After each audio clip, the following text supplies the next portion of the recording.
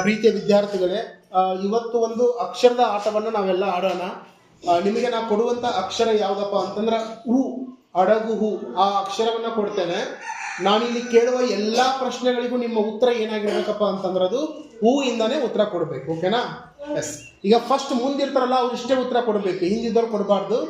ಉತ್ತರ ಕೊಟ್ಟವರು ಇಲ್ಲೇ ನಿಂದಿರ್ಬೇಕು, ಉತ್ತರ ಕೊಡದೇ ಇದ್ದವ್ರು ಹಿಂದೆ ಹೋಗ್ಬೇಕು. ಸ್ಟಾರ್ಟ್ ಮಾಡೋಣ. ಎಸ್. ಹಿರೇಮಳಗಾವಿ ಯಾವ ತಾಲೂಕಿಗೆ ಸಂಬಂಧಿಸಿದೆ? ಫಸ್ಟ್ ಹೇಳಿದವರು ರಾಜೇಶ್ವರಿ, ಔಟ್. ನೆಕ್ಸ್ಟ್, ಜನಿಸುವ ಪದದ ಸಮಾನಾರ್ಥಕ ಪದ ಯಾವುದು?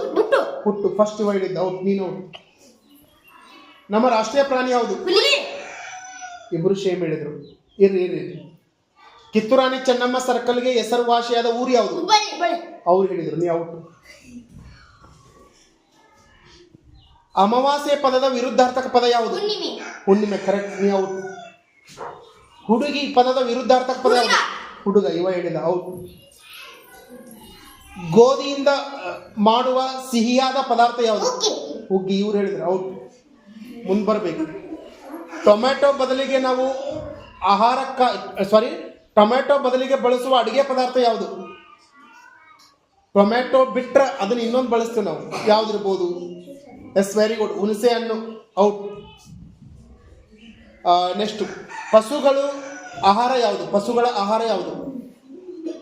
ಹಸು, ಎತ್ತು, ಆಕಳ, ಎಮ್ಮೆ, ಹುಲ್ಲು. ಕರೆಕ್ಟ್, ನೀ ಔಟ್. ನೆಕ್ಸ್ಟ್, ಹೂ ಬಿಡುವ ಸಸ್ಯಗಳಿಗೆ ಏನೇನು ಬರು? ಹೂ ಬಿಡುವ ಸಸ್ಯಗಳು ಅವಕ್ಕೆ ಏನಂತ ಕರಿತೀವಿ ನಾವು? ಹೂ ಬಿಡುವ ಸಸ್ಯಗಳಿಗೆ ಏನಂತ ಕರಿತೀವಿ ನಾವು? ಇಬ್ರೊಳಗೆ ಯಾರಾದ್ರೂ ಹೇಳ್ಬೇಕು ಬೇಗ. ಹೂ ಬಿಡುವ ಸಸ್ಯಗಳಿಗೆ ಏನಂತ ಕರಿತೀವಿ?